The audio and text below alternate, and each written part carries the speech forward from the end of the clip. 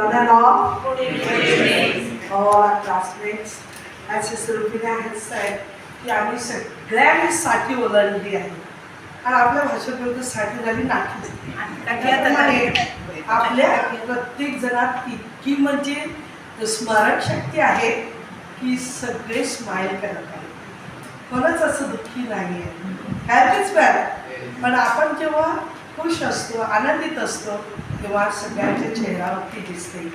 मी जेव्हा शाळेत होती, आपली रुफीना सतत पहिला नंबर आणि माझा यायचा 10वा नंबर. तर तिच्याबरोबर गंगा यमुना जशी चालायची पळायची आपल्या त्या माळेच्या बांधावरती, तर माझी आत्याची मुलगी सांगायची एक घोडा आणि घोड्याच्या मागे एक लहानसं शेपूट.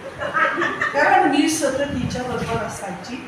शाळेत पहिल्या, शाळा संपल्यानंतर सुद्धा पळायची. आम्ही कधीच वॉक केलं नाही, पण रनिंग ऑलवेज. त्याप्रमाणे आम्ही म्हणजे देवाने आम्हाला आचरण दिलं. कधीच मनात केलं नव्हतं की आम्ही दोघी जॉईन होऊन पुढे येऊ. पण हे सगळं देवाचं आहे. तसंच तुमच्या जीवनात सुद्धा तुम्ही खूप खूप पुढे आले आहे. आणि आज 45 वर्षांना झाल्यानंतर आपण जो प्रोग्राम धूम आपल्याला केलेला, त्याची स्मरणशक्ती म्हणजे अजूनपर्यंत गोडवा हृदयात होता. जेव्हा डेक्लान पेनने मला फोन केला की जी 20 तारखेला तू असणार का, डेक्लान मी कुठेही जायची असली तरी पण तो प्रोग्राम मी कॅन्सल करेन आणि 20 तारखेला या प्रोग्रामला मी येणार. आणि सत्य घटना म्हणजे 20 तारखेला आम्ही अमेरिकेला जाणार होतो आणि ह्या युद्धामुळे आमचं कॅन्सल झालं.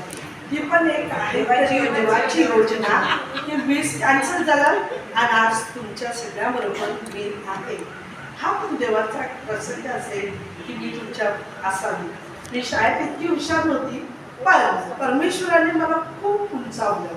हे इंग्लिशमध्ये बोलतात, the cornerstone became the important stone. असं करून मी खूप पुढे आली. नर्सिंग केलं, लोकांची सेवा दवाखान्यात केली आणि गरिबांची सेवा गावात केली. यूथ लोकांना प्रोत्साहन देऊन त्यांना शिक्षण दिलं. आज मला आनंद वाटतो की फक्त एक MBBS केलं नाही, पण एक आदिवासी मुलीला ॲडव्होकेट केलं, एका मुलाला PhD केली, एका मुलाला आणि 6-7 नर्सेस केल्या आहेत आणि सगळीकडे पसरले आहेत.